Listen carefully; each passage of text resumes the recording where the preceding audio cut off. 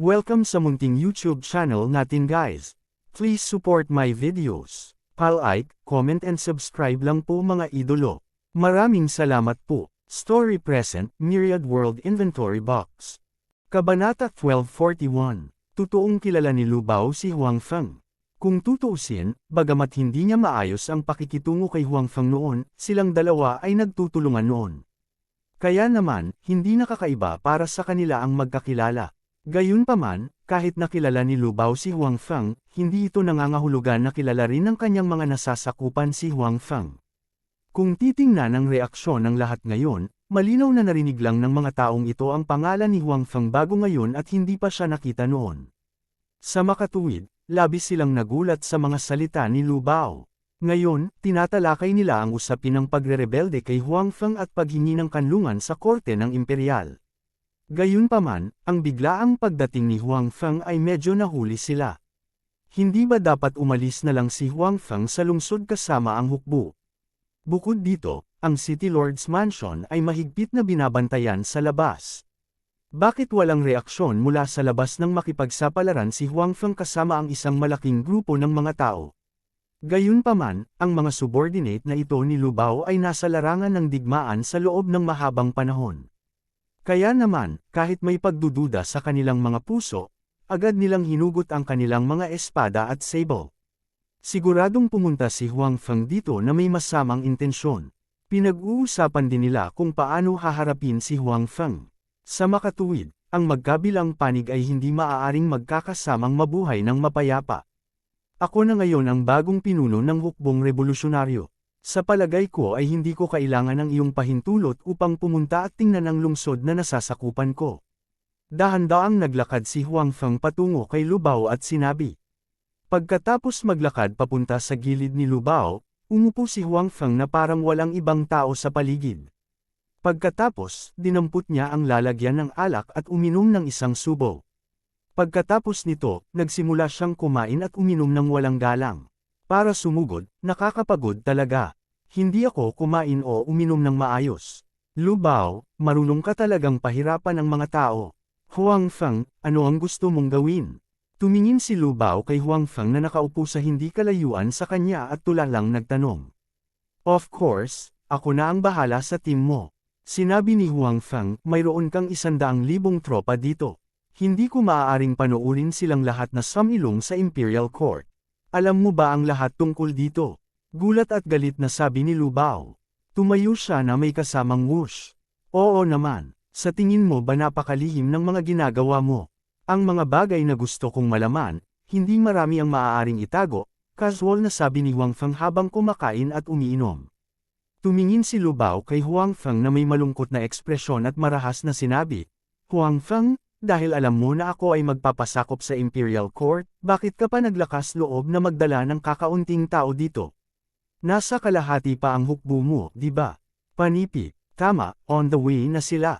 Sinabi ni Huang Feng, gayunpaman, para malutas ang problema dito, tila hindi na nila kailangang pumunta rito. Napaka-confident mo ba? Tumingin si Lu Bao sa kanyang mga pinagkakatiwalaang subordinate, pagkatapos ay tumingin sa mga subordinate na pagod sa paglalakbay na dinala ni Huang Feng. Unti-unting sumili ang ngiti sa kanyang mukha. Don't tell me gusto mo akong pigilan sa iilang tao lang. Anong meron? Hindi ba pwede? Walang pakialam na sabi ni Huang Feng. General, huwag kang magsalita ng kalokohan sa kanila. Patayin mo sila at ibigay sa korte ng imperial. Ituturing tayong may malaking kontribusyon. Sabi ng isa sa mga pinagkakatiwalaang subordinate ni Lu Bao. Tama, ang pagpatay sa akin at pagbibigay sa kanila sa Imperial Court ay talagang isang malaking kontribusyon, walang pakialam na sabi ni Huang Feng. Gayunpaman, ang saligan ay kailangan mong patayin ako. Huang Feng, alam kong mayroon kang ilang mga kasanayan, ngunit ito ang aking teritoryo. Sa tingin mo ba ay magagawa mo ang anumang bagay sa maliit mong kasanayan? O gusto mo bang umasa sa iyong mga nasasakupan? Panipi, napaka-confident mo. Gayunpaman, maaari mong subukan. Nagpatuloy si Huang Feng sa pagkain at pag-inom. Go, patayin sila. Putulin ang ulo ni Huang Feng at ibigay kay Lord Yuan. Lahat ay asenso at yumaman ng sama-sama. Nakita ni Lu Bao na napakatahimik ni Huang Feng. Medyo kinakabahan siya at nagdududa. Gayunpaman, nang makita niyang kakaunti lang ang tao ni Huang Feng, naniwala siya na si Huang Feng ay nagpapanggap na misteryoso. Kaya naman, nanggigigil siya at nagutos sa kanyang mga nasasakupan. Hawak na ng mga nasasakupan ni Lu Bao ang kanilang mga armas at handa na. Hinihintay lang nila ang utos ni Lu Bao. Ngayong narinig nila ang kanyang utos, kinubkob ng lahat ang mga taong dinala ni Huang Feng. Si Lu Bao mismo ay umalis kaagad sa tabi ni Huang Feng. Alam niyang makapangyarihan si Huang Feng, kaya alam niyang hindi siya ang kalaban ni Huang Feng. Matapos patayin ng kanyang mga nasasakupan ang mga taong dinala ni Huang Feng, sabay nilang kinubkob si Huang Feng. Gaano man kalakas si Huang Feng, wala itong silbi. Huang Feng, masyado kang mayabang. Sa tingin mo ba magagawa mo ang lahat ng gusto mo dahil lang sa mayroon kang ilang mga kasanayan? Tumayo si Lu Bao sa malayo at tumingin kay Huang Feng na kumakain at umiinom pa rin. I'm sorry, nagagawa ko talaga kahit anong gusto ko with skills. Mahinang sinabi ni Huang Feng, at pagkatapos ay bamulong sa kanyang mga nasasakupan, patayin sila at pagkatapos ay bumalik ka na para kumain. May mga gagawin pa tayo mamaya. Oo. Sabay na tumugon ang 5 alipin na dinala ni Huang Feng. Pagkatapos, sa halip na umatras, sumugod sila sa karamihan ng mga pinagkakatiwalaang subordinate ni Lu Bao. Halos magkasabay ang mga hiyawan. Si Lu Bao ay kalmado pa rin at tiwala. Nang magsimulang mag-away ang magkabilang panig, nawala ang katahimikan sa kanyang mukha, at pagkatapos ay napalitan ito ng gulat. Ito ay dahil nalaman niyang ang mga taong dinala ni Huang Feng ay hindi tao. Masyado silang malakas. Ang kanyang mga nasasakupan na matagal nang nasa larangan ng digmaan ay hindi nakatiis sa isang round ng pag-atake at sunod-sunod na pinatay. Ang amoy ng dugo sa bulwagan ay lalong bumibigat, ngunit ang mga tao sa kabilang panig ay hindi pinatay. Wala man lang siyang nakitang nasugatan. Ito ay imposible. Ito ay imposible. Paano sila magiging napakalakas? Ito ay dapat na isang pekeng. Ito ay dapat na isang ilusyon. Tiningnan ni Lu Bao ang one-sided massacre doon. Ibang-iba ito sa inaakala niya. Hindi siya makapaniwala na totoo ang kanyang nakita. Hindi niya matanggap ang katotohanan ito. Gayunpaman, tanggapin man niya ito o hindi, ang kanyang mga nasasakupan ay patuloy na nababawasan. Patuloy silang pinapatay ng mga tao ni Huang Feng. Walang pag-asa si Lu Bao para sa kanyang mga tao. Hanggang ngayon, mayorya pa rin ang kanyang mga tao. Wala pa rin siyang naramdamang pag-asa. Gusto niyang umalis dito ngayon, umalis sa mapanganib na lugar na ito. Lord Lo, saan ka pupunta?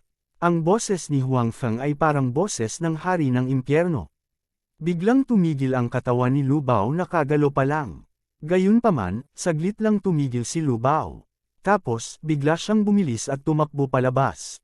Tumangala lang si Huang Feng at ngumiti sa kanyang likuran. Wala siyang pakialam. Mabagal pa rin siyang kumakain at umiinom na parang walang pakialam sa mga bagay sa paligid. Nakita ni Lu Bao na hindi siya hinabol ni Huang Feng, at ang mga nasasakupan ni Huang Feng ay hindi nilayo na pigilan siya sa pag-alis. Hindi man niya maintindihan ang nangyayari, tuwang-tuwa pa rin siya. Hanggat nakatakas siya dito, ligtas siya. Pagdating ng oras, may kikipagsanib puwersa siya sa korte ng imperial para mag-counter-attack dito, patayin si Huang Feng, at mabawi muli ang kontrol sa lugar na ito. Kabanata 1242. Gayunpaman, bago magsaya ng matagal si Lu Bao, tumakbo siya palabas ng bulwagan at biglang may nakitang figure sa kanyang harapan. Pagkatapos, sinipa siya ng taong iyon sa dibdib, at ang kanyang katawan ay lumipad pabalik ng hindi mapigilan, mabigat na dumaong sa bulwagan. Hinaplos ni Lu Bao ang kanyang dibdib at nagpumiglas na umupo. May 2 bangkay sa tabi niya. Lahat sila ay pamilyar na mukha. Ang mga taong ito ay nakikipag-inuman sa kanila ngayon, ngunit ngayon ay dilat na ang kanilang mga mata at sila ay nakahiga dito na may mga hinaing. Walang nagmamalasakit sa kanila. Sir, mabilis na lumayas sa Cobb. Hindi po namin sila kalaban. Mabilis na tumawag sa mga kapatid para tumulong. May nag-aalalang sumigaw kay Lu Bao. Malinaw, napagtanto nila na bagamat marami silang mga tao sa kanilang panig, talagang hindi sila ang mga kalaban ng grupo ni Huang Feng. Nang marinig ni Lu Bao ang mga salita ng kanyang pinagkakatiwalaan, ngumiti siya ng mapait. Napatingin siya sa entrance ng hall. Walang laman iyon, at wala doon. Gayunpaman, alam ni Lu Bao na may nagbabantay doon. Ang mga tao ni Huang Feng ay nagbabantay doon. Kapag may gustong tumakas, lilito ang taong iyon. Gusto ni Huang Feng na patayin silang lahat. Ayaw niyang paalisan ang sinuman sa kanila rito. Ipaglalaban kita. Matapos malaman ang iniisip ni Huang Feng, nabuhayan din ang dugo ni Lu Bao. Alam niyang may isang paraan lang para umalis dito ngayon, at iyon ay ang pagkidnap kay Huang Feng. Bagamat alam niyang napakalakas ni Huang Feng, wala na siyang ibang paraan ngayon. Kaya lang niyang lumaban. Ikinaway ni Lu Bao ang kanyang 1 metrong haba na broadsword sa kanyang kamay at pinatay si Huang Feng. Puno ng bangis ang mukha niya. Tila kaya niyang putulin si Huang Feng sa susunod na segundo. Gayunpaman, si Huang Feng ay kumakain at umiinom pa rin ng mahinahon. Sa daan, hindi siya nakapagpahinga ng maayos at kumain. Ang storage ring ay hindi magagamit dito, kaya hindi siya makapagdala ng masyadong maraming pagkain sa kalsada. Ngayon, gutom na siya. Hanggang sa sumugod si Lu Bao sa harap ni Huang Feng, hindi siya nilingan ni Huang Feng. Dahil dito, labis na ikinatuwa ni Lu Bao. Pakiramdam niya ay medyo mayabang si Huang Feng dahil sa kanyang mahusay na kakayahan. Gayunpaman, malakas ang kakayahan ni Huang Feng, at hindi siya masama. Ngayong narito na siya, at hindi pa rin kumikilos si Huang Feng, patay na si Huang Feng. Gayunpaman, ang gayong mga kaisipan ay mabilis na nawala. Nang itaas ni Lu Bao ang broadsword sa kanyang kamay at gustong putulin si Huang Feng, iniunat ni Huang Feng ang kanyang mamantika na kanang kamay at sinampal ang katawan ni Lu Bao ng kasing bilis ng kidlat. Ang katawan ni Lu Bao ay biglang lumipad palabas na parang saranggola na may putol na tali. Sa pagkakataong ito, mas malubhang nasugatan siya. Humiga siya sa lupa at patuloy na umuubo. Bukod dito, umubo siya ng maraming dugo. Imposible, paano siya magiging malakas? Ito ay imposible, sabi ni Lu Bao habang nakahiga sa lupa na nakadilat ang mga mata. Bagamat alam niya na si Huang Feng ay napakalakas at mas makapangyarihan kaysa sa kanya, may limitasyon din kung gaano siya kalakas. Paano siya biglang naging malakas? Siya ay malubhang nasugatan sa kanyang casual na suntok. Masyado ba siyang inutil, o masyadong malakas si Huang Feng? Ang mga hiyawan sa bulwagan ay unti-unting naging kaunti. Napatay lahat ang mga tauhan ni Lu Bao. Hindi sa walang gustong tumakas, ngunit, nakatagpo sila ng parehong sitwasyon tulad ni Lu Bao. Hindi sila makatakbo palabas ng bulwagan at masira ang mga gwardya sa labas. Puche! Biglang inihagis ni Huang Feng ang isang bahagyang matalim na buto ng manok sa kanyang kamay. Tumpak itong tumama sa noo ni Lu Bao. Pagkatapos nito, direktang tumagos ito sa buong ulo ni Lu Bao. Iniisip pa rin ni Lu Bao kung paano siya mas mahina kaysa kay Huang Feng, ngunit biglang, ang kanyang buhay ay winikasan ni Huang Feng. Sa eksena, maliban kay Huang Feng at sa mga taong dinala niya, lahat ng tauhan ni Lu Bao ay patay na. Tumingin si Huang Feng sa mga alipin at sinabing, maupo at kumain. Napakahirap ng paglalakbay. Bagamat napakalakas ng mga aliping ito, kailangan pa rin nilang kumain. Si Huang Feng at ang iba ay hindi masarap kumain noon dahil nagmamadali sila, kaya ngayon ay gutom na sila. Umupo na sila at kumain. Tungkol naman sa mga bangkay sa pinangyarihan, umarte sila na parang hindi nila nakita. Hindi ito nakaapekto sa kanilang gana. Pagkatapos kumain, palihim na magdala ng ilang general upang makita ako. Mayroon akong dapat pag-usapan sa kanila, sabi ni Huang Feng sa mga alipin. Hindi pumunta si Huang Feng dito para lang patayin si Lu Bao. Kung ito lamang ang bagay na ito, maaari niyang hayaan ang kanyang mga alipin na gawin ito. Naniniwala siya na magagawa nila ito ng maayos. Personal na pumunta rito si Huang Feng para kunin ang kontrol ng mga tropa dito. Ang isa pang dahilan ay ang pag-atake ng malakas at kahit nasirain ang hukbo ng imperial sa labas upang maghanda para sa paparating na mapagpasyang labanan.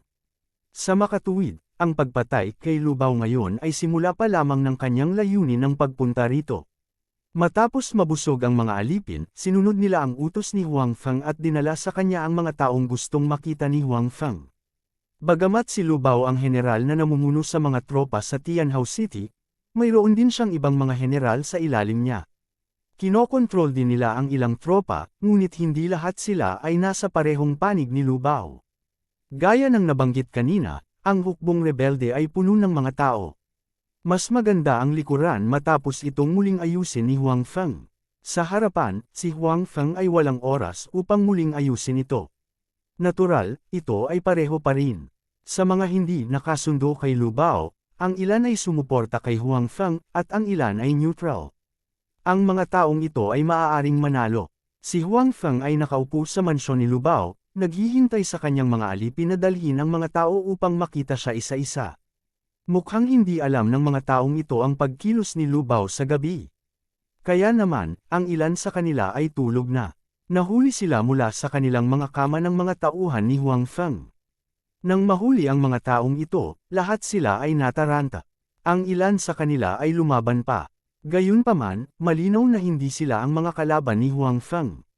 Nang makita ng mga taong ito si Huang Feng dito, lahat sila ay hindi maipaliwanag na nagulat. Marami sa kanila ang nakakakilala kay Huang Feng. Sa makatuwid, nang makita nila si Huang Feng, hindi na sila nahirapan. Sa halip, natuwa sila. Everyone, I'm really sorry to call you here in this way.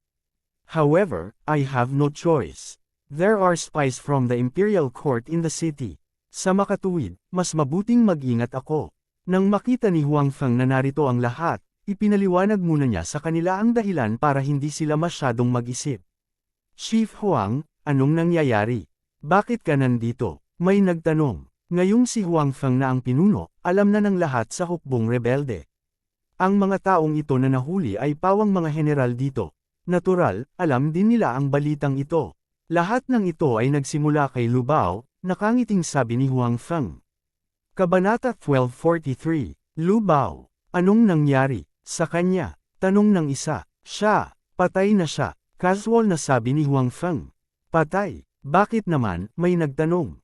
Kasabay nito, iniisip niya kung gusto ni Huang Feng na gumawa ng halimbawa mula kay Lu Bao, o kung gusto niyang bawiin ang karapatan ni Lu Bao na pamunuan ng hukbo, ngunit hindi pumayag si Lu Bao, kaya inatake niya si Lu Bao.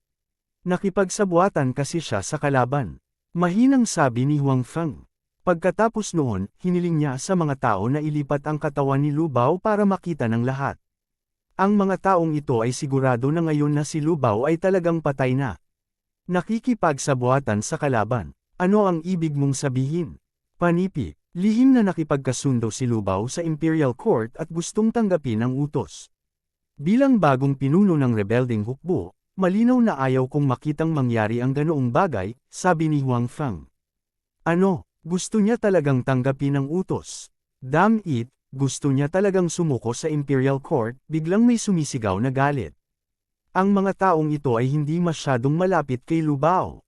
Ang mga malapit kay Lu Bao ay na-wipe out ni Huang Feng noon.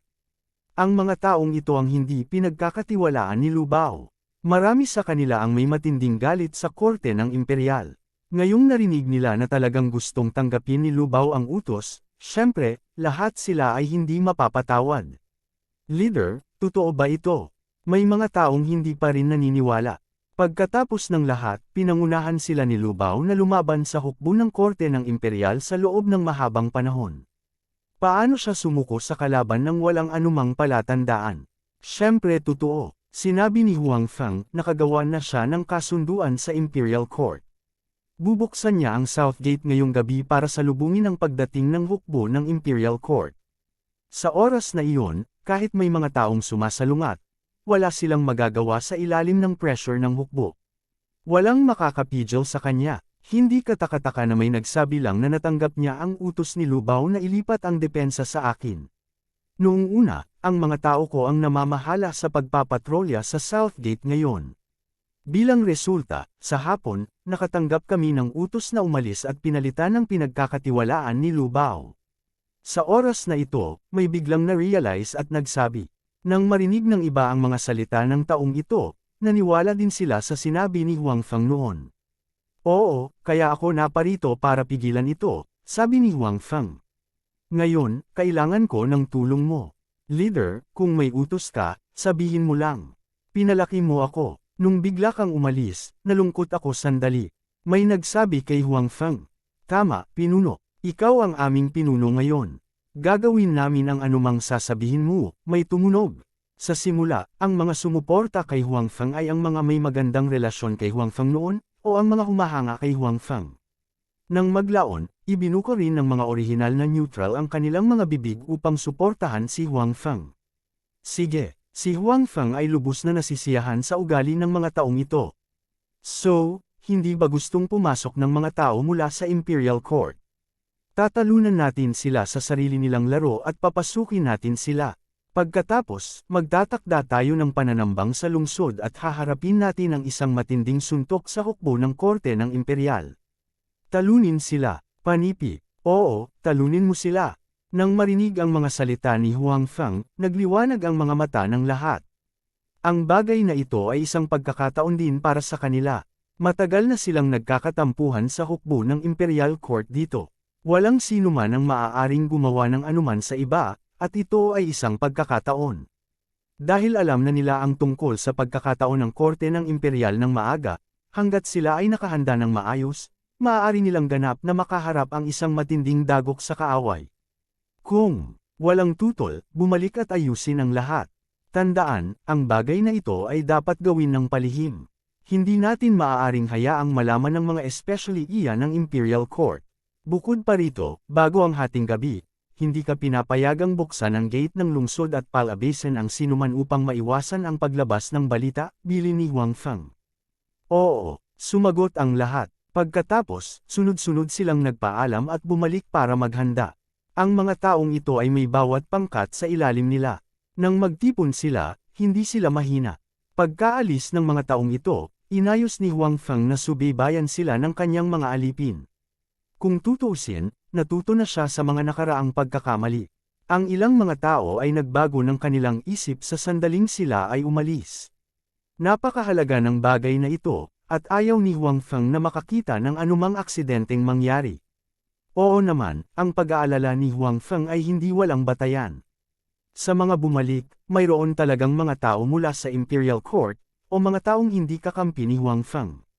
Pagkabalik nila, gusto nilang ipasa ang plano ni Huang Feng sa mga tao mula sa Imperial Court.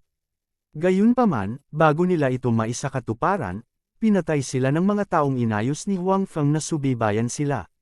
Mabagal na lumipas ang oras. Unti-unting nabuhay ang Tianhao City. Sa ilalim ng madilim na gabi, may mga undercurrent sa lahat ng dako. Patuloy na tumataas ang isang nakamamatay na aura.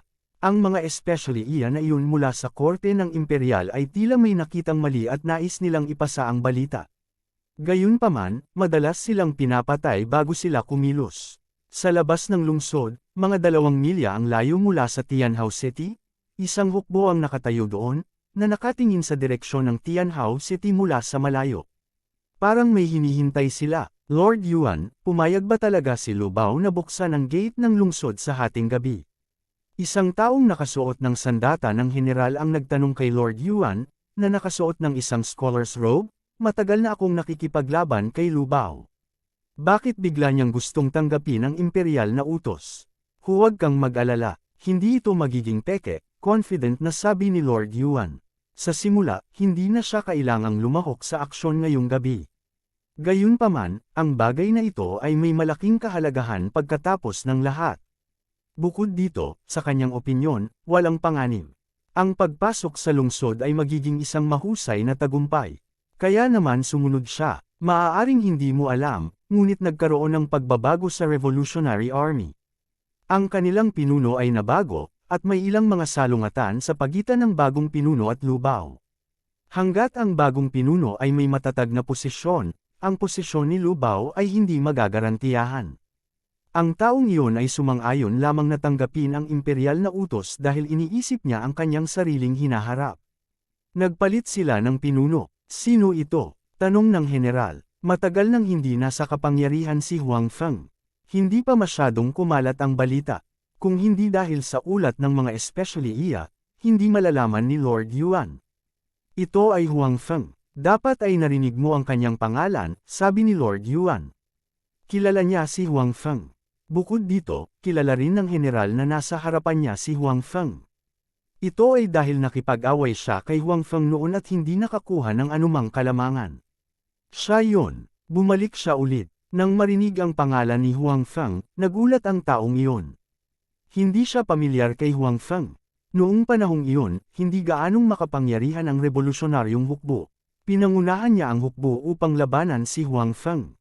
Dahil dito, natalo siya ni Huang Feng kahit na siya ay may kalamangan sa mga numero. Bukod dito, muntik na siyang mapatay ni Huang Feng sa larangan ng digmaan. Kabanata 1244. Kaya naman, medyo natatakot siya kay Huang Feng. Pagkatapos noon, si Huang Feng ay lalong hindi napigilan. Nanalo siya sa sunod-sunod na laban. Nagpadala ang Imperial Court ng maraming sikat na general, ngunit sa huli, walang nakakuha ng kalamangan kay Huang Feng.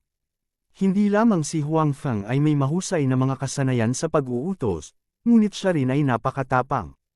Kadalasan, sa one-on-one na labanan, maaaring agad na patayin ni Huang Feng ang mga general sa kanilang panig. Sa makatuwid, sa dulo, nang marinig ng ilang tao ang pangalan ni Huang Feng, natakot na sila bago ang labanan. Oo, kababalik lang niya kanina. Sa huli, pinatay niya si Su Pei at siya mismo ang naging pinuno, sabi ni Yuan Yuan. Sigurado akong alam mo kung gaano kalakas si Huang Feng. Kapag ganap na niyang kontrolado ang Revolutionary Army, napakahirap para sa atin na lipulin siya. Tumango ang general na may seryosong ekspresyon.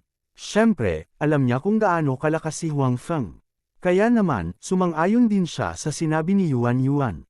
Bago ganap na kontrolin ni Huang Feng ang Revolutionary Army, kailangan nilang pahiniin ang kanyang lakas. Sa makatuwid, itinaas ng general ang kanyang ulo at tumingin sa Tianhao City.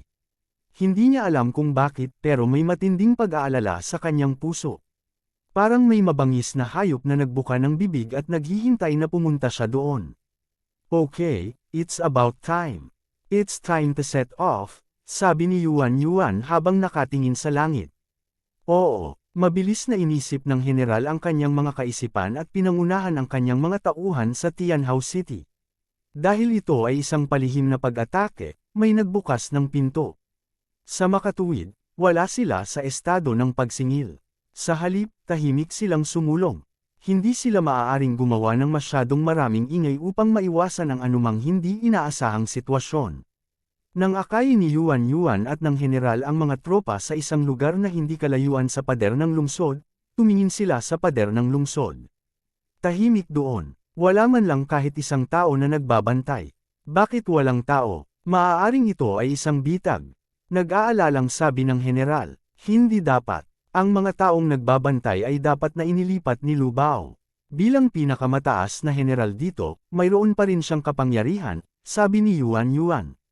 Sa sandaling ito, dahan-daw ang bumukas ang Southern City Gate na hindi kalayuan sa kanila. Nang bumukas ang makapal na gate ng lungsod, gumawa ito ng malakas na langit-ngit na maririnig mula sa malayo. Bukas ang mga tarangkahan ng lungsod. Masayang sabi ni Lord Yuan. Nang makitang nabuksan na nga ang pintuan ng lungsod gaya ng ipinangako, wala nang panahon ng general na isipin ang mga pagdududa sa kanyang puso. Ikinumpas niya ang kanyang kamay at sinabi sa mga kawal sa likuran niya, sumakay ka. Patayin. Sa oras na ito, hindi na kailangang itago pa. Napakalapit na nila sa pader ng lungsod. Bukod dito, napakalakas ng tunog ng pagbukas ng pinto. Dapat narinig din ito ng mga tao sa lungsod. Sumugod din ang general na namumuno sa mga tropa. Hindi pumayag si Lord Yuan na mahuli at sumakay din sa kanyang kabayo. Lahat ng mga sundalo ng Imperial Court ay nasa sabik. Malapit nang dumating ang tagumpay.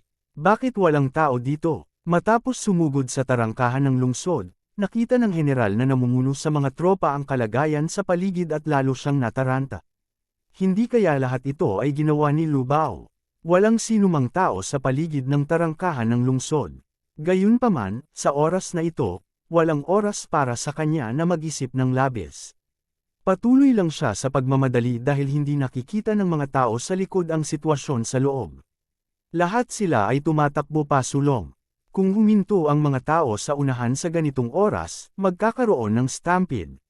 Bukod dito, ang kanilang hukbo ay nakapasok na. Sa lungsod, kahit na gusto ni Lu Bao na maglaro ng anumang mga trick, walang paraan upang gawin ito. Hoy, anong amoy ito? Biglang nakaamoy ng malakas na amoy ang general na namumuno sa tropa. Naroon ang amoy ng langis at alkohol. Ay hindi, parang may naisip ang general. Tatalikod na sana siya at may sasabihin sa kanyang mga nasasakupan. Gayunpaman, sa oras na ito, hindi mabilang na mga figure ang biglang lumitaw mula sa nakapalibot na mga pader ng lungsod, ambi, at iba pang mga lugar. Lahat sila ay may hawak na mga busog at palaso sa kanilang mga kamay. Higit sa lahat, ang mga busog at palasong iyon ay nagniningas sa apoy. Umuwi ka, kayong lahat, umatras. Alam ng general na namumuno sa mga tropa na sila ay tinambangan at sumigaw sa tuktok ng kanyang mga baga. Gayunpaman, ang kanyang mga sigaw ay walang silbi. Sa oras na ito, 10,000 ng kanyang mga tropa ang nakapasok na sa lungsod. Lahat sila ay inipit sa lansangan. Hindi pa rin alam ng mga tao sa gate ng lungsod ang sitwasyon dito. Desperado pa rin silang sumugod. Halos imposible na siyang makalabas. Sunog. Kasabay nito, sa panig ng revolusyonaryong hukbo, may malakas na nag-utos. Pagkatapos, ang mga may hawak na mga palaso ng apoy ay sunod-sunod na pumutok ng nagniningas na mga busog at palaso sa kanilang mga kamay. Tapos na, nang makita ang sitwasyong ito, ang general na namumuno sa hukbo ay may maputlang ekspresyon habang siya ay bumubulong sa sarili sa kawalan ng pag-asa.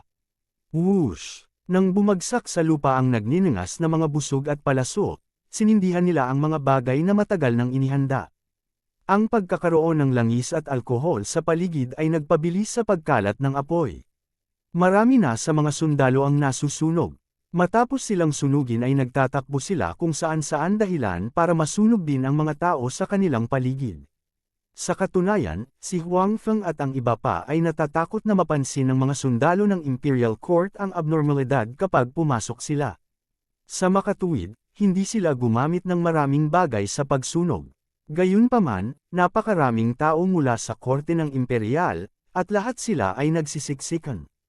Kung ang isang tao ay nasunog, ang mga tao sa paligid niya ay mabilis na malas. Dahil dito, isang tao ang nagpakalat ng balita, at hindi nagtagal, parami ng parami ang nasusunog, at ang apoy ay palaki ng palaki. Sunog. Ang revolusyonaryong hukbo sa mga pader ng lungsod at mga bubong ay nagpatuloy sa pagbaril. Gayunpaman, sa oras na ito, sila ay nagpapaputok ng mga ordinaryong araw.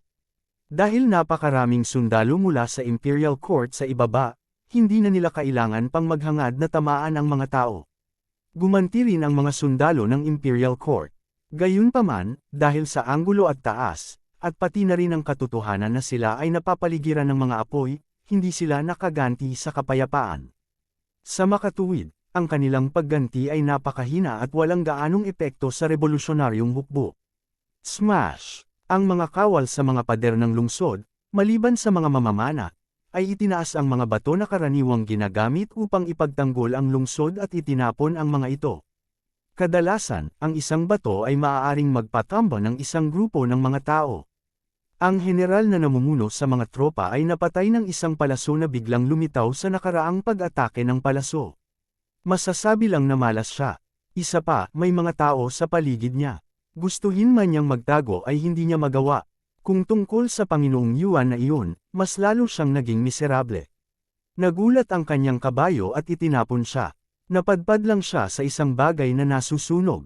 Pagkatapos, nasunog ang buong katawan niya.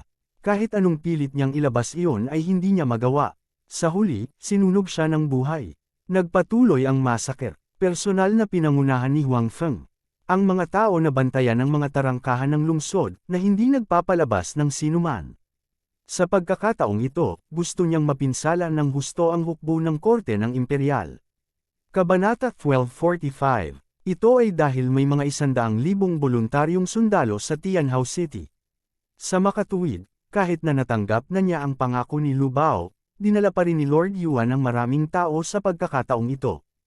Ito ay upang tiyak na sakupin nila ang Tianhao City, isang mahalagang lungsod. Nang magsimulang umatake ang mga sundalong itinago ni Huang Feng sa lungsod, mayroon ng humigit kumulang 60,000 hanggang 70,000 sundalo mula sa Imperial Court na pumasok sa lungsod. Pagkatapos nito, sila ay itinapon sa gulo ng apoy. Isa pa, gabi na ngayon. Sa makatuwid, ang mga taong iyon ay hindi makapag-organisa ng isang epektibong paglaban. Maghihintay na lamang silang patayin ng mga sundalo ni Huang Feng. Mayroon ding 20,000 hanggang 30,000 katao sa labas ng lungsod na hindi pa nakapasok. Matapos malaman na may nangyari sa loob, gusto nilang pumasok sa lungsod na walang kabuluhan upang magbigay ng suporta.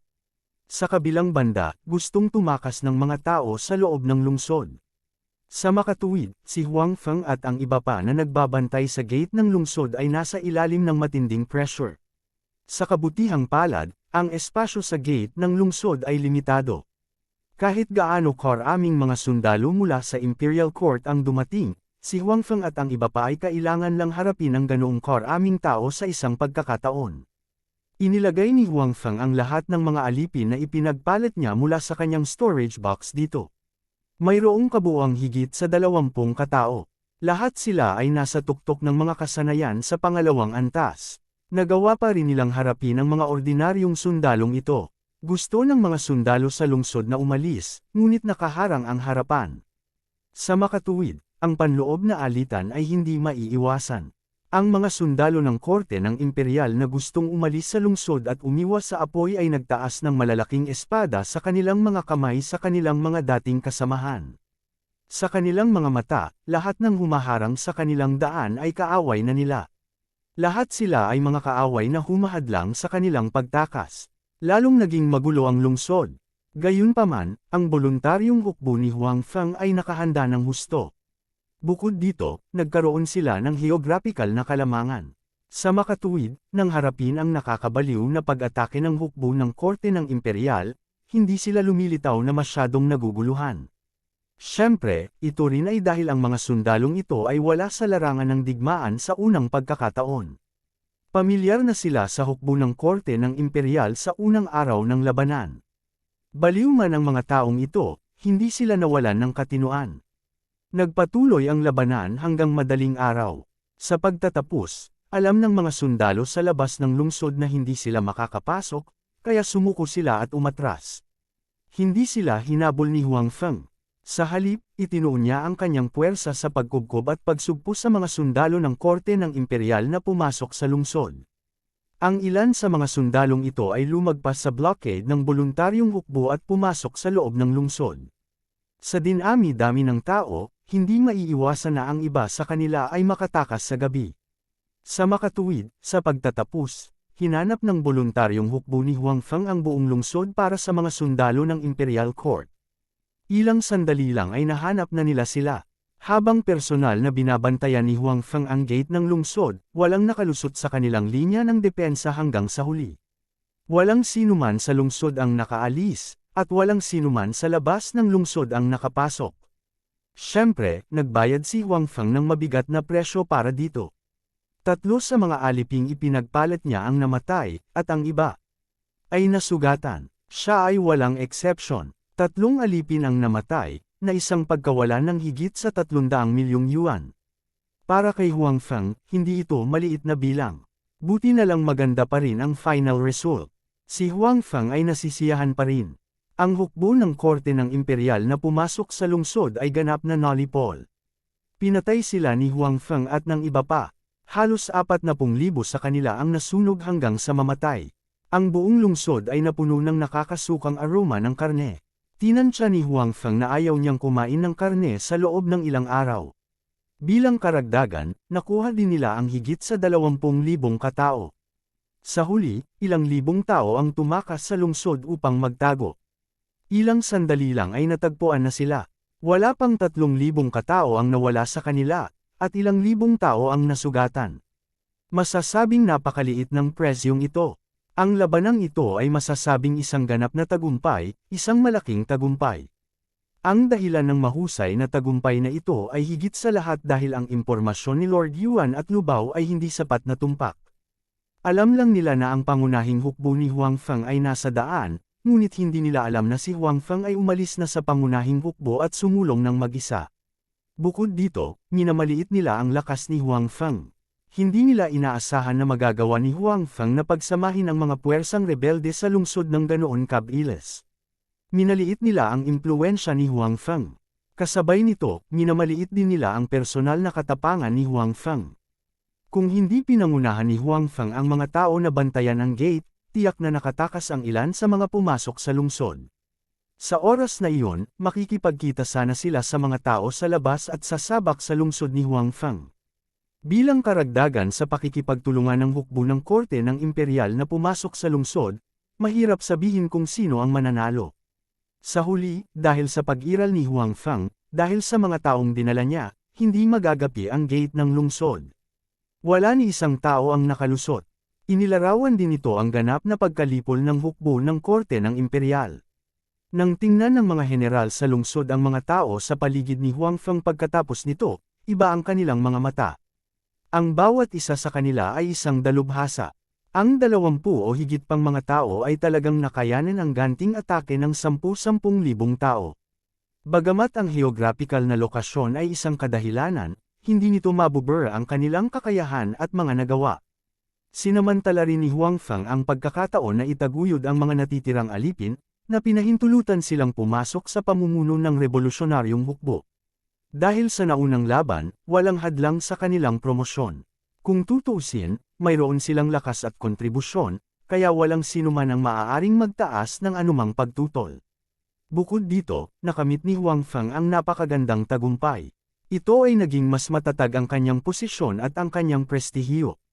Sino ang maglalakas loob na tutulan ang mungkahi ni Huang Feng sa oras na ito? Hindi nagpahuli si Huang Feng sa paglilinis pagkatapos ng labanan. Alam niya na pagkatapos ng mga sinaunang digmaan, karaniwan ang magkaroon ng mga salot dahil sa hindi wastong paghawak sa mga bangkay.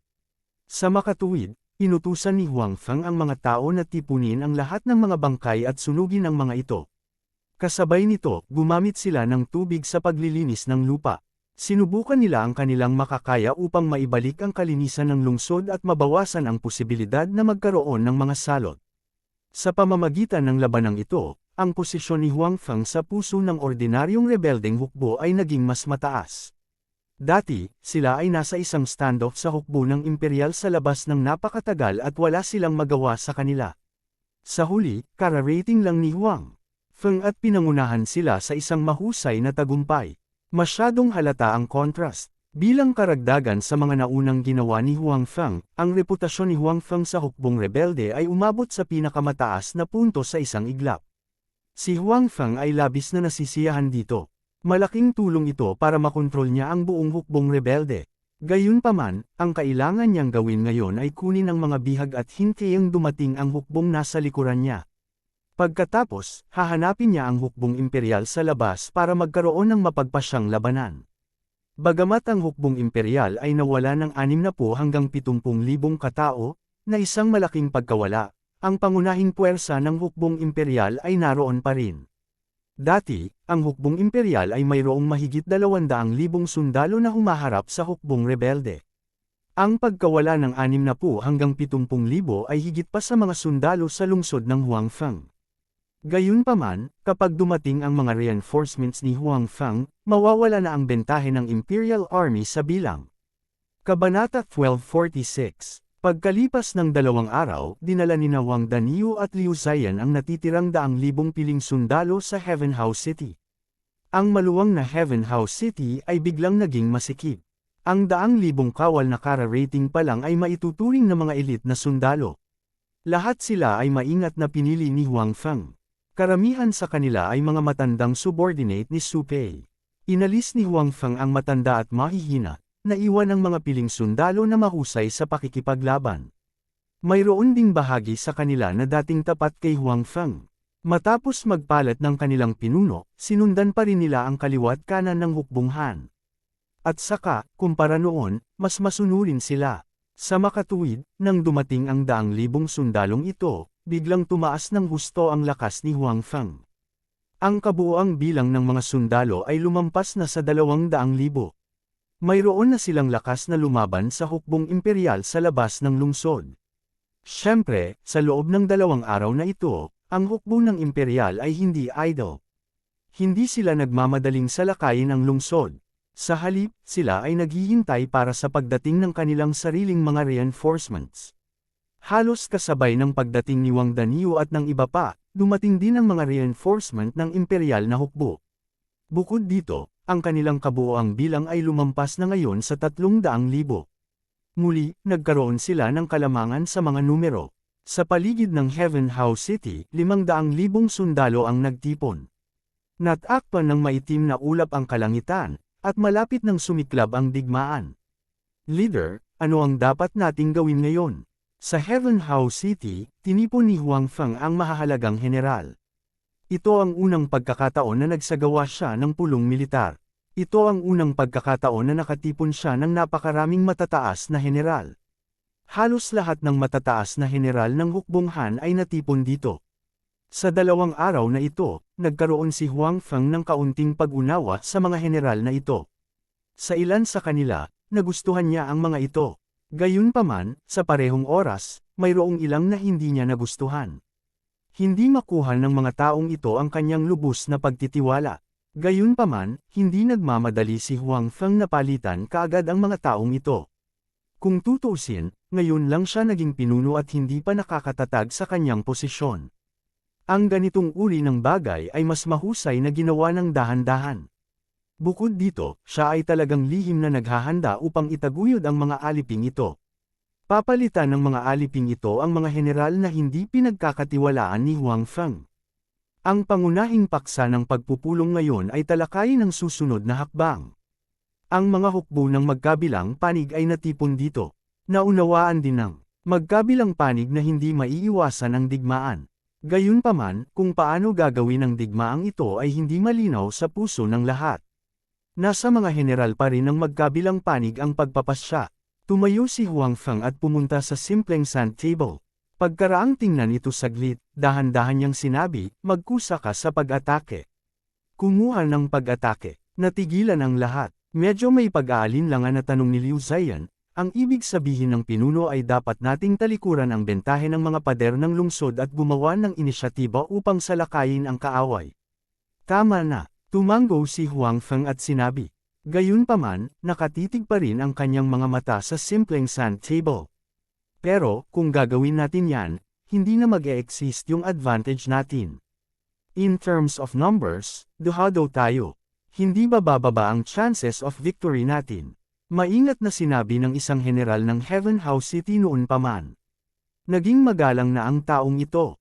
Kung si Huang Feng ay ibang tao, tiyak na papagalitan siya ng nagtatanggol na general dahil sa pagiging tanga. O marahil, siya ay isang especially iya mula sa Imperial Court. Paano niya imumungkahi na isuko ang bentahe ng mga pader ng lungsod at makipaglaban sa labas ng lungsod? Higit pa rito, ito ay nasa isang sitwasyon kung saan sila ay dahado sa mga tuntunin ng mga numero. Hindi ba ito nanliligaw sa kamatayan? Sa loob ng ilang panahon noon, ang hukbo ng korte ng imperial ang umaatake habang nagtatanggol ang revolusyonaryong hukbo. Ang mga sundalo ng revolusyonaryong hukbo ay hindi kasing dami ng hukbo ng korte ng imperial. Sa katunayan, kalahati lamang sila ng hukbo ng kalaban. Sa mga kagamitan, mas mababa rin sila sa kalaban. Gayunpaman, nagawa nilang ipagtanggol ang Heaven House City. Bukod dito, nagdulot din sila ng maraming pagkalugi sa kalaban. Ang lahat ng ito ay batay sa kalamangan ng mga pader ng lungsod. Ang mga pader ng lungsod ng Heaven House City ay napakataas at napakakapal. Bagaman ang hukbo ng korte ng imperial ay may sapat na kagamitan, napakahirap pa rin para sa kanila na pasukin ang mga pader ng lungsod. Hanggat nasa kanila ang mga pader ng lungsod, magiging napakahirap para sa hukbo ng korte ng imperial na wasakin ang revolusyonaryong hukbo. Siyempre naunawaan ni Huang Feng ang puntong ito. Gayunpaman, bagamat kapaki-pakinabang para sa revolusyonaryong hukbo na magpatuloy sa pakikipaglaban ng ganito, minsan sa isang buwan ay tapos na at bigla siyang umalis, ang revolusyonaryong hukbo ay matatalo pa rin. Limitado ang kanyang oras, kaya naman napagdesisyonan na hindi na siya maaaring magpatuloy sa pagtatanggol tulad ng dati. Wala siyang masyadong oras na aksayahin sa hukbo ng korte ng imperial. Iniisip ba ninyong lahat na hindi tayo dapat umalis sa lungsod? Tumingin si Huang Feng sa mga nakapaligid na general at nagtanong. Nakita ng mga general ang nagtatanong na tingin ni Huang Feng at nag-alinlangan. Gayunpaman, tumango sila bilang pagsang-ayon sa huli. Kung tutuusin, hanggat hindi sila bobo, alam nila na ang pinakamalaking bentahe nila ngayon ay ang mga pader ng lungsod. Sa mga tuntunin ng mga numero at kagamitan, sila ay nasa isang dahado.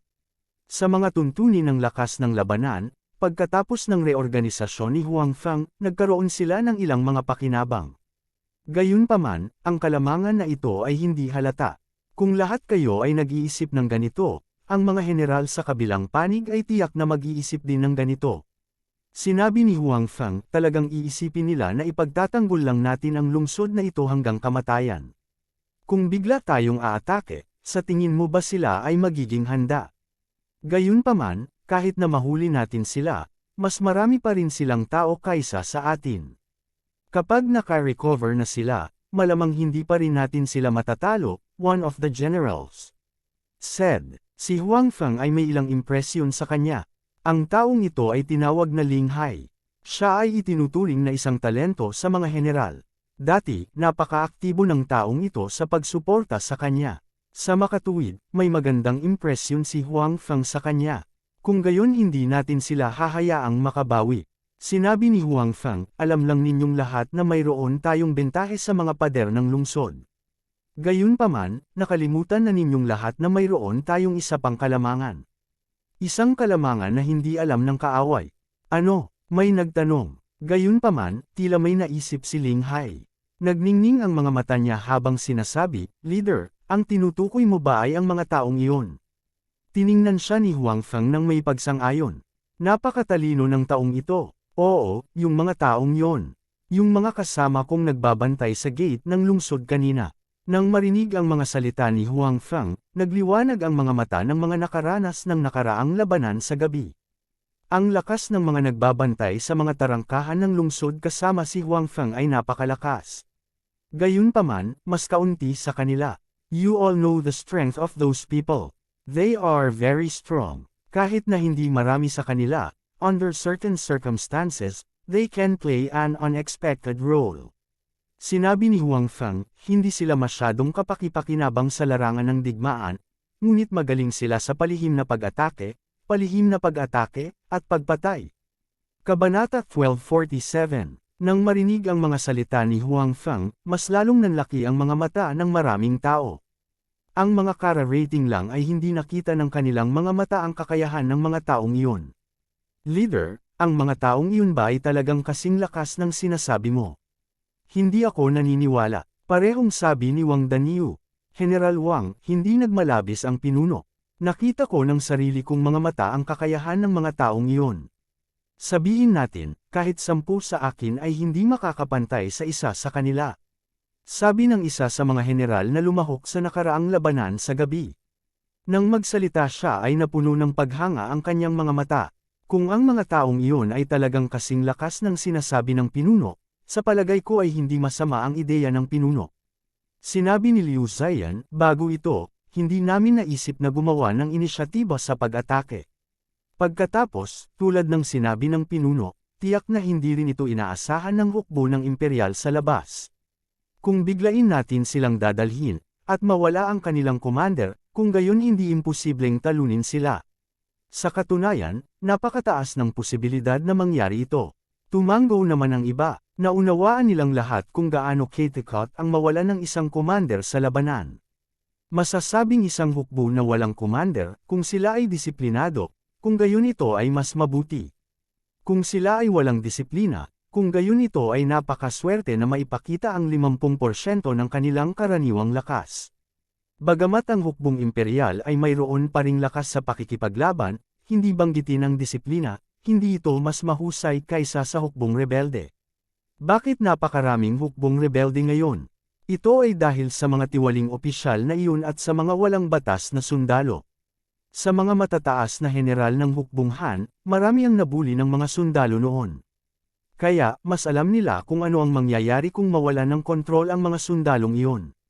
Mabuti, dahil walang laban dito, pag-usapan natin ang tiyak na plano ng aksyon. Nakita ni Huang Feng na pabor ang lahat sa kanyang plano, at napakasaya niya. Nangangahulugan ito na hindi dapat magkaroon ng anumang problema ang kanyang plano. Kasabay nito, kung ang lahat ay sumang-ayon, kung gayon ang pagpapatupad ay magiging mas maayos. Habang pinag-uusapan ni Huang Feng at ng iba pa kung paano haharapin ang hukbo ng imperial sa labas. Ng lungsod, tinatalakay din ng hukbo ng imperial sa labas ng lungsod kung paano aatakehin ang Heaven House City kung saan naroon si Huang Feng at ang iba pa. Sa totoo lang, ang hindi alam ni Huang Feng at ng iba pa ay napalitan na ang commander ng hukbong imperial sa labas. Ang dating commander ay pinaalis ng emperador dahil hindi niya masakop ang Heavenhao City sa mahabang panahon. Ngayon, ang bagong commander ay isang taong walang gaanong kakayahan ngunit napakahusay sa pambabala.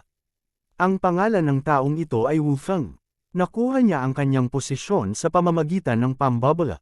Sa pagkakataong ito, hindi siya pumunta sa frontline para protektahan ang bansa, kundi para kumita ng ilang merito sa militar. Pagkatapos nito, magtatrabaho siya ng mag-isa at muling ma-promote. Kung tungkol sa panganib at kabiguan, hindi niya ito inisip. Nagawa niyang maging commander-in-chief ng frontline sa pagkakataong ito dahil sapat na ang kanyang kasalukuyang opisyal na posisyon. Ang isa pang dahilan ay dahil naglingkod siya sa hukbo noong mga unang taon niya. Sa makatuwid, pinili siya ng emperador. Gayunpaman, maliwanag na hindi alam ng emperador na ito ay isang taong may mataas na pamantayan ngunit mababa ang kakayahan. Kahit na siya ay nasa hukbo, siya ay napakahusay sa pananakot ng mga tao. Gayunpaman, pagdating sa digmaan, palagi siyang naghahanap ng lahat ng uri ng mga pagkakataon upang iligtas ang kanyang buhay. Gagawin niya ang lahat para maiwasan ang pagsalakay sa labanan. Kung tungkol sa diskarte, hindi na kailangang sabihin. Kaunti lang ang natutunan niya, pero umarte siya na parang isang general na nag-uutos sa kanyang mga tropa na parang Diyos. Lagi niyang sinasabi sa iba na dahil wala siyang pagkakataon. Kung hindi, matagal na niyang nasugpo ang pag-aalsa. Sa pagkakataong ito, sa wakas ay nagkaroon na siya ng pagkakataon na ipakita ang kanyang kakayahan. Tuwang-tuwa si Wu Feng. Sa kanyang palagay, ang kanyang hukbo ay may mas maraming sundalo kaysa sa revolusyonaryong hukbo, at ang kanilang mga kagamitan ay mas mahusay kaysa sa revolusyonaryong hukbo. Bilang karagdagan, ang kanilang lakas sa pakikipaglaban ay hindi mahina. Kaya naman, walang dahilan para hindi nila mapabagsak ang Haotian City. Sa mga mata ni Wu Feng, ang dating commander-in-chief ng frontlines ay walang kwenta. Handa na ba ang mga hagdan ng pagkubkob at mga trebuchet? Tanong ni Wu Feng sa kanyang adjutant. Sir, nasa pwesto na po silang lahat. Tumango si Wu Feng na may kasiyahan. Dahil magaling siyang mambabala, marami pa rin siyang kakilala sa Imperial Court. Sa pagkakataong ito, pumunta siya sa mga frontline upang makakuha ng kredito. Kaya naman, talagang gusto niyang manalo sa laban. Bago umalis sa kabisera ng Imperial, ginamit niya ang kanyang sariling paraan upang makakuha ng maraming sandata sa pagkubkob. Sa oras na ito, lahat sila ay nasa lugar. Mabuti, pagkatapos ay sasalakayin natin ang lungsod bukas. Pagmamalaki ni Wu Feng. Sir, nawalan lang tayo ng 60 hanggang 70,000 magkakapatid. Kaya naman, mas mabuting mag-ingat. Mukhang may kakayahan ng mga tagapagtanggol ng Tianhao City, maingat na sabi ng adjutant. Dati, ang pagkawala ng 60 hanggang 70,000 sundalo sa Tianhao City ay isa sa mga dahilan kung bakit natanggal sa trabaho ang commander-in-chief ng frontlines. Gayunpaman, ipinakita rin nito na ang Tianhao City ay hindi ganoon kadaling salakayin. Dumating lang si Wu Feng at ang mga reinforcement at hindi nila naiintindihan ang sitwasyon ng detalyado. Sa makatuwid, ang adjutant ay nakaramdam ng kaunting pagkabalisa sa pag-atake sa pagmamadali. Ano ba ang dapat ikatakot? Ang Huang Feng ba ay may 3 ulo at 6 na braso? Malungkot na sinabi ni Wu Feng, ang mga general noon ay walang silbi. Kung hindi, dahil sa kanila, ang Huang Feng na iyon ng Revolutionary Army ay hindi gagawa ng ganoong pangalan para sa kanyang sarili. Kung tatanungin mo ako, hindi sa napakalakas ni Huang Feng, ngunit ang mga general noon ay masyadong walang kakayahan. Panipi, nang marinig ng adjutant ang mga salita ni Wu Feng, ibinaba niya ang kanyang ulo at mahinang sinabi, may kakayahan pa rin ang Huang Feng na iyon. Napatingin si Wu Feng sa adjutant. Ang adjutant kaagad ay hindi nang ahas na magsalita pa. Gayunpaman, sa kanyang puso, malinaw na hindi sang-ayon ang adjutant sa mga salita ni Wu Feng. Ang adjutant na ito ay nakipag-away kay Huang Feng dati at alam kung gaano kalakas si Huang Feng. Talagang hindi siya mahina gaya ng sinabi ni Wu Feng. Siguradong may tunay na kakayahan si Huang Feng. Kung hindi, hindi siya makakapanalo ng napakaraming laban. Gayunpaman, halatang hindi nakikinig si Wu Feng sa kanyang mga salita. Kaya naman, upang hindi matulad sa punong komandante, itikom na lamang ng adjutant ang kanyang bibig. Well, it's settled. Sasalakayin natin ang lungsod bukas. Si Wu Feng ay lubos na nasisiyahan sa saloobin ng adjutant. Hindi pa siya nakipag-away kay Huang Feng noon, kaya nang sabihin ng lahat na napakalakas ni Huang Feng, medyo hindi siya sumasang-ayon. Oo, dahil ibinigay na ni Wu Feng ang utos, ang adjutant ay wala nang masabi pa. Kailangan niyang ipasa ang kanyang order. Matapos matanggap ng mga general sa ibaba ang utos na ito, hindi sila tumutol. Kung tutuusin, pumunta sila rito para salakayin ang lungsod. Ngayong inutusan sila ng Commander-in-Chief na umatake bukas, saka sila sisalakay. Anyway, sa nakaraang yugto ng panahon, madalas nilang inaatake ang lungsod. Walang espesyal. Gayunpaman, marami sa mga general sa ibaba ang hindi alam na ang commander sa tapat nila ay hindi na si Lu Bao, kundi si Huang Feng. Sa panahong ito, palaging mas mabagal ang paghahatid ng balita. Alam ni Wu Feng ang balitang ito, ngunit hindi niya sinabi sa mga tao sa ibaba. Ayaw niyang matakot sila nang salakayin nila ang lungsod. Kabanata 1248. Kinaumagahan, pagsikat pa lang ng araw, maririnig na ang tunog ng mga tambol mula sa labas ng lungsod. Pagkatapos, ang mga grupo ng mga imperial na sundalo ay pumila ng maayos at dahan-daang naglakad patungo sa Tianhao City. Sa oras na ito, ang tuktok ng Tianhao City ay napuno na ng mga sundalong Han. Maraming mga general, kabilang si Huang Feng, ang naruroon din. Tumayo sila sa tuktok ng lungsod at tumingin sa hukbo ng imperial sa labas ng lungsod na may seryosong ekspresyon. Gayunpaman, hindi nataranta ang mga sundalong Han.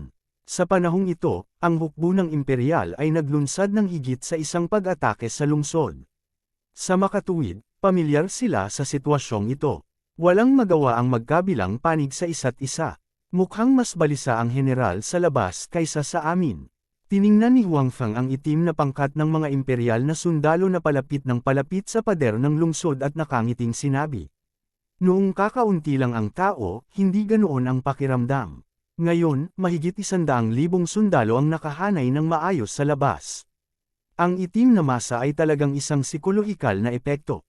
Ayon sa naunang arrangement, pumunta ang lahat sa lugar na binabantayan mo. Tandaan mo, talunin mo lang sila ngayon. Huwag mo silang itaboy palabas ng city gate, okay? Sabi ni Huang Feng. Noong nakaraan, kapag umatras ang hukbo ng imperial, minsan ay binubuksan ng revolusyonaryong hukbo ang tarangkahan ng lungsod at humahabol. Gayunpaman, ang distansya na kanilang hinabol ay hindi masyadong malayo. Ngayon, si Huang Feng ay may iba pang mga pagsasaayos. Siyempre, hindi niya hahayaang humabol ang kanyang mga nasasakupan. Oo, sumagot ang lahat ng general. Alam nilang lahat ang tungkol sa pagsasaayos ni Huang Feng, kaya hindi sila nakaramdam ng kakaiba sa paalala ni Huang Feng. Pagkatapos nito, naghiwa-hiwalay ang mga tao sa lahat ng direksyon. Ang lungsod na ito ay may 4 na pintuan, kaya imposibleng magtipon ang lahat sa isang lugar. Ang bawat lugar ay kailangang bantayan ng isang tao. Bagamat ang hukbo ng imperial ay nakilos na, si Huang Feng ay hindi nakakaramdam ng labis na presyon. Sa isang pagkubkob, ang nagtatanggol na panig ay higit pa o mas kaunti ay magkakaroon ng ilang kalamangan. Ito rin ang dahilan kung bakit nagulat ang mga general nang si Huang Feng ay nagkusa na umatake. Sa makatuwid, kahit na ang bilang ng mga sundalo sa labas ng lungsod ay mas marami kaysa kay Huang Feng, tiyak na hindi posible na ibagsak ang isang lungsod na binabantayan ng 200,000 mga sundalo sa isang araw. Siyempre, may iba pang plano si Huang Feng ngayon. Pagtingin sa paparating na hukbo, bahagyang kumulubot ang mga sulok ng kanyang bibig. Kung ang mga general na kaharap niya ay hindi sapat na matalino, marahil ay tuluyan na niyang maalis ang mga ito sa loob ng ilang araw. Sisingilan. Sa ilalim ng tingin ni Huang Feng, ang mga sundalo ng Imperial Court sa labas ay nagdala ng kanilang mga sandata sa pagkubkob at nagsimulang sumugod patungo sa mga pader ng lungsod. May iilan ding mga taong may hawak na mga kalasag sa pinakaharap.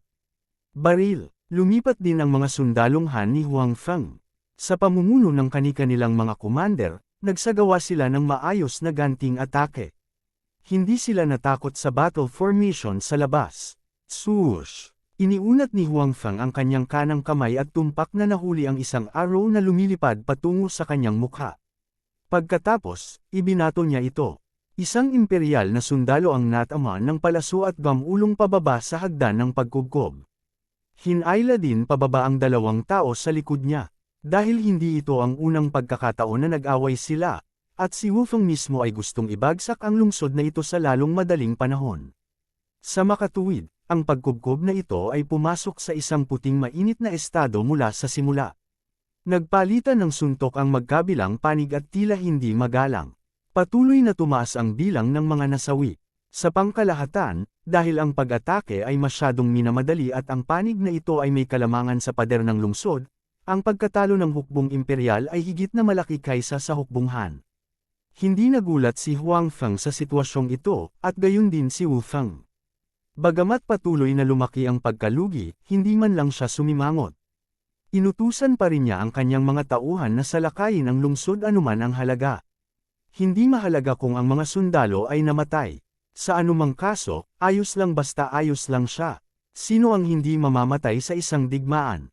Nais lamang niya ang huling tagumpay. Kung gaano karaming mga tao ang mamamatay sa prosesong ito, naramdaman ni Wu Feng na hindi niya ito inaalala. Gusto lang niyang manalo. Dahil sa kanilang karanasan at paghahanda, hindi natarante si Huang Feng at ang iba pa nang ipagtanggol ang lungsod. Gayunpaman, sa panahon ng pagkubkob, ang hukbo ng imperial ay nakarating pa rin sa pader ng lungsod ng ilang beses. Kaya lang, mabilis silang natalo ng hukbong Han. Bagamat hindi nila ganap na nasakop ang pader ng lungsod, nagbigay ito ng malaking lakas ng loob sa hukbo ng imperial. Tila nakita ni Wu Feng ang pag-asa ng tagumpay at hinimok ang kanyang mga tauhan na mas apurahin pa. Ang pagkubkob ay tumagal ng 1 araw. Sa huli, nahawakan pa rin ni Huang Feng at ng iba pa ang pader ng lungsod. Nang lumubog ang araw, ang hukbo ng imperial ay tila nag-aatubili na umatras. Bagamat hindi nila nagawang sakupin ang pader ng lungsod, si Wu Feng ay nasisiyahan pa rin sa mga resulta ngayon. Kasabay nito, naramdaman niya na ang kakayahan ni Huang Feng ay pinalaki. Ang dati niyang commander-in-chief ay isang basura. Pagkatapos ng pag-atake ng napakatagal, ang resulta ay hindi kasing ganda ng kanyang resulta. Hayaan ang mga lalaki na samantalahin ang oras upang magpahinga. Ipagpatuloy ang pagkubkob bukas. Dapat mong ibagsak ang pader ng lungsod. Sabi ni Wu Feng sa kanyang adjutant. Oo, ang adjutant ay tumingin sa mataas na espiritu na si Wu Feng at may gustong sabihin, ngunit hindi niya ito sinabi. Sa totoo lang, hindi niya naiintindihan ang laban ngayon. Karaniwan, ang revolusyonaryong hukbo sa lungsod ay maaaring humawak sa pader ng lungsod ng walang reinforcements. Bakit nga ba sila inatake kapag may reinforcements? Bagaman nagawa nilang hawakan ang pader ng lungsod sa huli, hindi tama ang sitwasyong ito. Gayunpaman, hindi siya pinakinggan ni Wu Feng. Ngayong nakamit na niya ang magagandang resulta sa unang araw ng pagkubkob, mas naging imposible para sa kanya na makinig sa kanyang opinyon. Panginoon, hindi ba dapat paramihin pa natin ang mga nagbabantay? Natatakot ako. Nang papalabas na siya ng tolda, hindi napigil ang magtanong ng adjutant. Pakiramdam niya ay nag-ayos si Wu Feng para sa napakakaunting tao para maging bantay. Anong kinakatakutan mo? Natatakot ka ba na sasalakayin nila ang kampo? Malamang na gusto nilang manatili sa pader ng lungsod sa lahat ng oras. Paano sila maglakas loob na lumabas? Walang pakialam na sinabi ni Wu Feng, ang lahat ay pagod matapos salakayin ang lungsod sa loob ng 1 buong araw. Kung hindi ko sila hahayaang magpahinga, sino ang tutulong sa akin sa pag-atake sa lungsod bukas? Kailangan nating isipin ang mga ordinaryong sundalo. Nang marinig ang mataas na lectire ni Wu Feng, tumanggo ang adjutant bilang pagsang-ayon. Gayunpaman, hinamak niya si Wu Feng sa kanyang puso. Sa araw, walang pakialam si Wu Feng sa buhay ng mga sundalo at desperadong hiniling na salakayin ang lungsod. Ngayon, nagsimula siyang maawa sa mga sundalo. Ano ang ginawa nila noon? Pagkaalis ng adjutant sa tent, naramdaman pa rin niya na may mali. Palihim niyang inayos ang kanyang mga tauhan na magbantay. Pakiramdam niya ay medyo kakaiba ang pagkubkob ngayon. Gayunpaman, hanggang kinaumagahan, walang nangyari. Hindi inatake ng revolusyonaryong hukbo sa lungsod ang kampo. Nagsimula na ring magmuni-muni ang adjutant. Masyado ba siyang nag-iisip? Ang revolusyonaryong hukbo ay isang revolusyonaryong hukbo lamang. Paano nila malalaman ang napakaraming diskarte? Kabanata 1249. Sa ikalawang araw, nagpatuloy ang pagkubkob. Gaya ng nakagawian, ang hukbo ng Imperial ay naglunsad ng isang pag-atake nang ang araw ay sumisikat. Katulad nito, ang labanan ay tumagal ng isang araw. Sa panahong ito, muling inatake ng hukbong Imperial ang mga pader ng lungsod. Higit pa rito, ang dami ng beses nilang inatake ang mga pader ng lungsod ay higit pa kaysa kahapon. Ang tagal ay mas mahaba, na nagpasaya sa mga general ng hukbong Imperial. Kasabay nito, ang higit na ikinatuwa ng mga general ng hukbong Imperial ay nadiskubre nilang tila nabawasan ng kaunti ang bilang ng mga rebelde sa lungsod. Bagamat hindi masyadong halata, naramdaman pa rin ng lahat na tila nababanat ang bilang ng mga rebelde sa lungsod. Ipinakita nito na sa pagkubkob kahapon, hindi lamang maraming tao ang nawalan ng imperial na hukbo, ngunit nawalan din ng maraming tao ang mga rebelde. Tuwang-tuwa si Wu Feng tungkol dito. Hindi siya masyadong nag-aalala tungkol sa pagkamatay ng hukbo ng imperial. Ang inaalala niya ay kung maalis ba ang hukbong rebelde. At ngayon, tila ang hukbong rebelde ay dumanas ng maraming pagkalugi sa pagkubkob. Malinaw na magandang balita ito para sa kanya. Ang isang magsasaka ay isang magsasaka. Kahit may armas siya, magsasaka pa rin siya. Ang kanyang lakas sa pakikipaglaban ay hindi maihahambing sa regular na hukbo ng hukbong imperial. Sa gabi, dahil pagod na pagod ang mga sundalo pagkatapos makipaglaban sa isang buong araw, inayos ni Wu Feng na mas kaunting tao ang magbabantay. Una, sinalakay niya ang lungsod ng walang pakialam sa buhay at kamatayan sa araw. Kung hindi niya hahayaang magpahinga ang lahat sa gabi, mas maraming reklamo sa hukbo, na hindi nakakatulong sa kanyang utos. Kasabay nito, ang isa pang dahilan ay hindi niya inakala na ang mga tagapagtanggol sa lungsod ay magkakaroon ng lakas ng loob na lumabas. Ang lakas sa kanilang mga kamay ngayon ay mas angkop para sa pagtatanggol sa lungsod. Kung gusto nilang lumabas, wala itong pinagkaiba sa panliligaw kay kamatayan. Ang ibang mga general ay may katulad na pag-iisip, lalo na sa nakalipas na 2 araw. Ilang beses na nilang inatake ang mga pader ng lungsod, na nagpapakita na ang mga puwersang nagtatanggol sa lungsod ay hindi masyadong malakas. Sa kasong ito, mas imposibleng lumabas ang mga rebelde sa lungsod. Bukod dito, hindi ito ang unang pagkakataon na nakipag-away sila sa mga rebelde. Ang pagkubkob at pagtatanggol dito ay hindi nakipaglaban sa isang araw. Bago ito, hindi pa nila nakitang nagkusa ang mga rebelde na lumabas. Sa kabilang banda, naramdaman ng adjutant na may mali, kaya inayos niya ang kanyang mga tauhan na magbantay. Gayunpaman, walang nangyari ng gabing iyon, at naisip ng kanyang mga tauhan na hindi kailangan ang kanyang aksyon. Sa susunod na mga araw, sa sandaling sumikat ang araw, ang hukbo ng Imperial Court ay maglulunsad ng pag-atake sa Heavenly House City. Habang nagbabayad ng malaking halaga, napagtanto din nila na ang bilang ng mga sundalo na nagbabantay sa mga pader ng lungsod ay bumababa sa araw. Higit pa rito, dumarami rin ang bilang ng beses nilang paglusob sa mga pader ng lungsod. Ang buong Heavenly House City ay tila nasa bingit ng pagbagsak. Tila hanggat nagsusumikap sila, magagawa nilang ibagsak ang lungsod. Sa gabi, paunti-unti ang mga taong nagpapatrolya. Pagkatapos ng lahat, kailangan nilang salakayin ang lungsod araw-araw, at sila ay pagod na pagod. Sa gabi, sino ang hindi gustong matulog ng kaunti pa? Maging ang adjutant ay naramdaman niyang nag-o-overthink siya matapos ayusin ang ilang araw na pagpapatrolya kaya hindi na siya nag-ayos. Nang gabing iyon, pagkatapos ng hapunan, tinipon ni Wu Feng ang kanyang mga general at sinabing, maaaring napagtanto ng lahat na pagkatapos ng ilang araw ng tuloy-tuloy na pag-atake, ang depensa ng Heavenly House City ay hindi na kasing husay ng dati. Bagamat nawalan tayo ng ilang sundalo, lubos pa rin akong nasisiyahan sa resultang ito.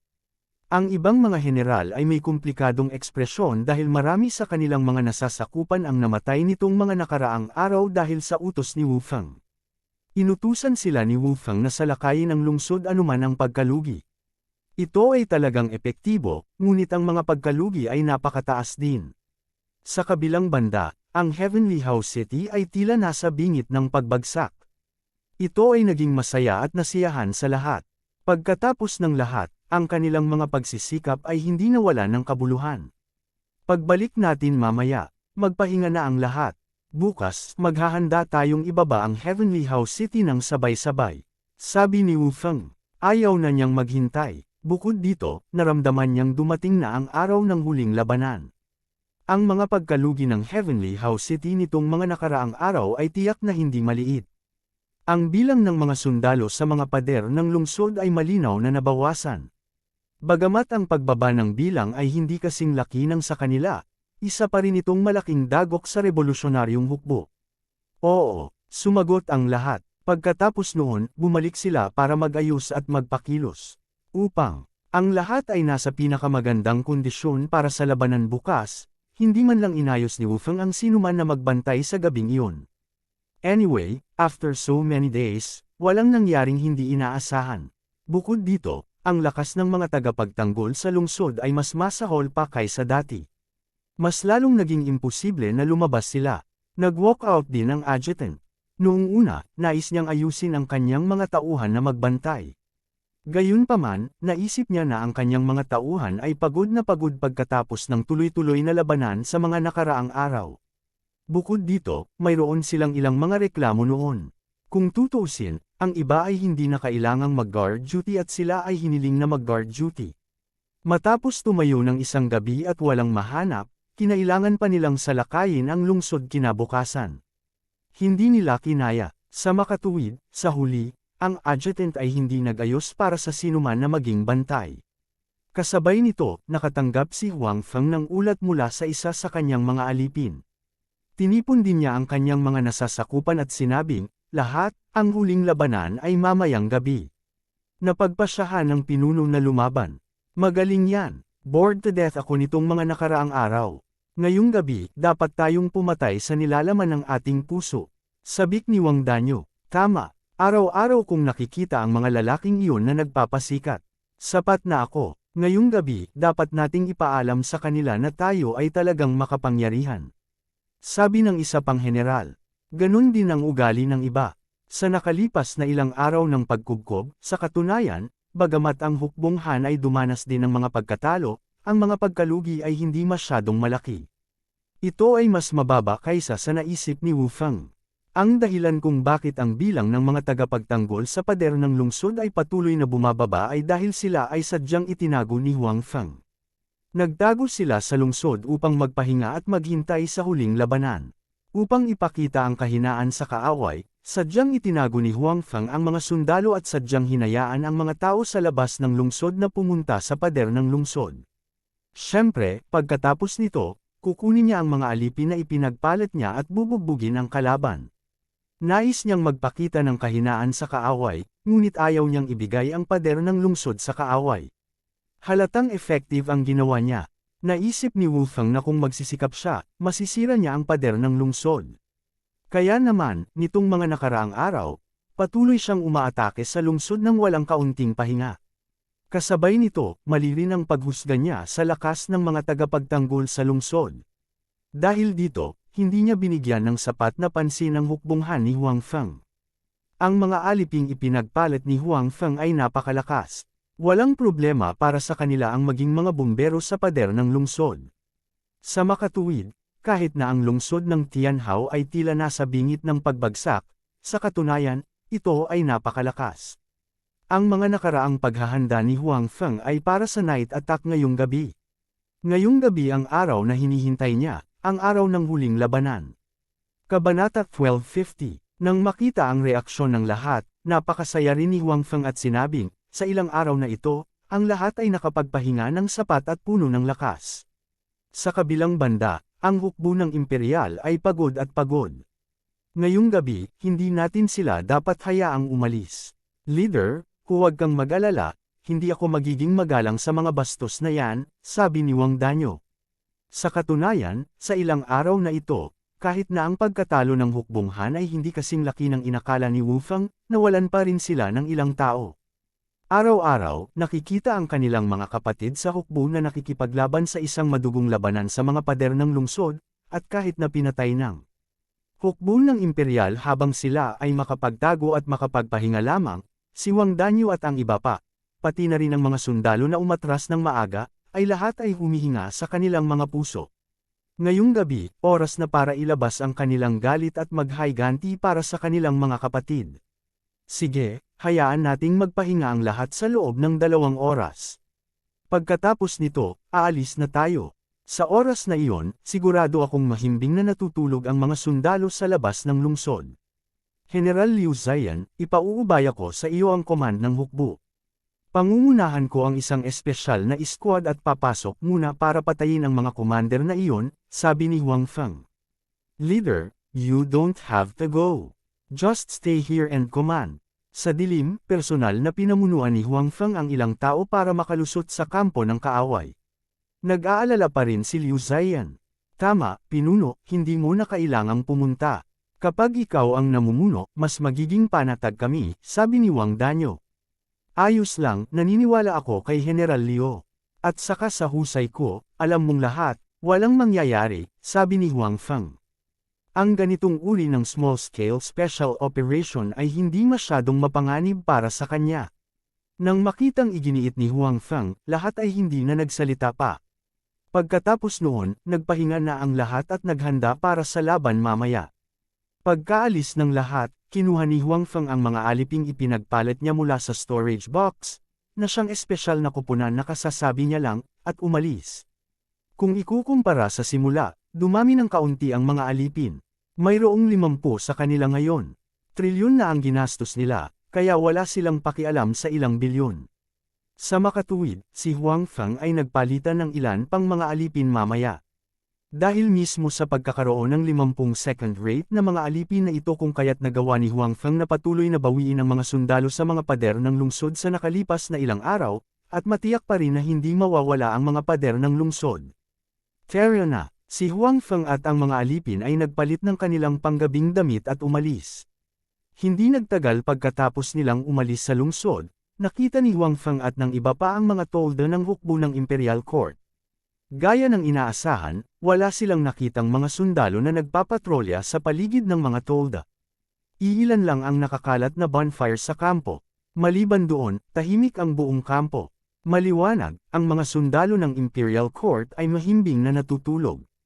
Hinati ni Huang Feng ang mga taong dinala niya sa ilang maliliit na grupo at bawat isa sa kanila ay tumungo sa isang direksyon upang hanapin ang commander ng hukbo ng Imperial. Sa katunayan, ang trabahong ito ay hindi ganoon kasimple. Bukod sa ilang matataas na general na may malalaking tolda, karamihan sa mga tolda ng mga commander ay hindi gaanong naiiba sa mga ordinaryong tolda. Nangangailangan ito na dahan-dahan nilang hanapin ang commander. Pagkaalis ng mga alipin, mag-isang pumunta si Huang Feng sa gitna ng kampo. Kung tama ang hula niya, ang tolda ng Supreme Commander ng Imperial Army ay dapat nasa ganoong posisyon.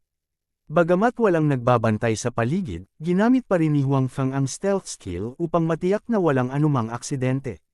Sa ganitong paraan, kahit na may magpatrolya, hindi nila siya matutuklasan.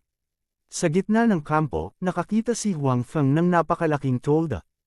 Ang tent na ito ay halatang iba sa mga nakapaligid. Mas malaki ito at mukhang mas matibay. Ikaw ang isa, mahinang sabi ni Huang Feng, at pagkatapos ay dahan-daang lumapit.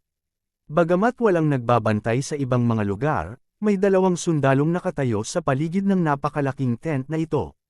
Gayunpaman, sa oras na ito, ang 2 sundalo ay kalahating sarado, at ang kanilang mga ulo ay tumatango. Halatang antok sila. Noong una ay gustong pumasok ni Huang Feng sa tent, ngunit kung gusto niyang pumasok sa tent na ito, dapat niyang buksan ang kurtina. Sa oras na iyon, siguradong makikita siya ng 2 taong katabi niya. Sa makatuwid, nagpasya si Huang Feng na patayin muna ang 2 taong ito, at hindi ito mahirap. Pumuslit muna siya sa likod ng isa sa kanila, hinawakan ng 2 kamay ang leeg ng kausap, at pagkatapos ay pinilipit ito ng husto. Ang leeg ng tao ay gumawa ng isang tunog, at ang kanyang leeg ay lumuhad ng mahina. Ang tunog ng pagkabali ng leeg ay tila nagising sa katabi. Tumingin ang tao na may pagdududa, ngunit biglang nakita na tila may ibang tao dito. Naisip niyang mali ang kanyang nakita at ibinaba ang kanyang ulo para kuskusin ang kanyang mga mata. Gayunpaman, sa oras na ito, naramdaman niyang tinakpan ang kanyang bibig, at pagkatapos ay isang punyal ang ipinasok sa kanyang puso. Huminto ang katawan ng tao, at bigla siyang nagising. Gusto niyang magpumiglas, ngunit ang kanyang lakas ay tiyak na hindi kasing husay ng kay Huang Feng. Sa huli, hindi na siya makalaya, at sa wakas ay namatay sa kawalan ng pag-asa. Isinandal ni Huang Feng ang dalawang bangkay sa tent, at pagkatapos ay pumasok siya sa tent. Hindi maliit ang espasyo sa tent. Nakakita si Huang Feng ng isang figure sa malaking kama sa loob. Naglakad siya palapit para tingnan, pero hindi niya kilala ang kabilang partido. Gayunpaman, ang taong maaaring matulog sa tent na ito ay dapat na isang mataas na ranggo na general. Hindi nagpapigil si Huang Feng. Naglakad siya pasulong at tinakpan ang bibig ng kabilang partido, at muling ipinasok ang punyal sa puso ng kabilang partido. Biglang binuksan ng tao ang kanyang mga mata at nakita si Huang Feng na nakasuot ng night suit. Patuloy niyang sinipa ang kanyang mga paa, pilit na inaakit ang atensyon ng mga tao sa labas para mailigtas siya. Gayunpaman, paano niya maihahambing ang lakas ni Huang Feng? Kahit anong pilit niya, hindi siya makawala. Sa huli, iminulat niya ang kanyang mga mata at bumuga ng kanyang huling hininga. Pagkatapos ay nagkusa si Huang Feng na palayain ang kabilang partido, at ang kabilang partido ay hindi napatay. Hindi nagmamadaling umalis si Huang Feng. Sa halip, hinanap niya ang tent, ngunit wala siyang makitang kapaki-pakinabang. Kinumpirma lamang niya ang pagkakakilanlan ng kabilang partido. Ang kabilang partido ay ang pinakamataas na commander ng rebelding hukbo, si Wu Feng. Ang resultang ito ay hindi lumabas sa inaasahan ni Huang Feng. Sino ang nagtanong sa trolde ng taong ito na nasa pinakasentro na posisyon, at ito rin ang pinakamalaki? Siguradong siya ang tatamaan. Pagkatapos noon, umalis si Huang Feng sa tent at nagpatuloy sa paghahanap sa iba pang mga general ng hukbong imperial. Tulad ng para sa bangkay ni Wu Feng, ito ay nakahandusay doon. Marahil noong siya ay nakipaglaban bago siya namatay, ang medyo mayabang na general na ito ay nagsisi sa kanyang nakaraang desisyon. Kung aayusin niya ang mga tao na magpatrolya at magbabantay, hindi magiging madali para kay Huang Feng at ng iba pa na tahimik na pumasok. Sa huli, ang kanyang sariling hanggal na desisyon ang naging sanhi ng kanyang sariling kamatayan.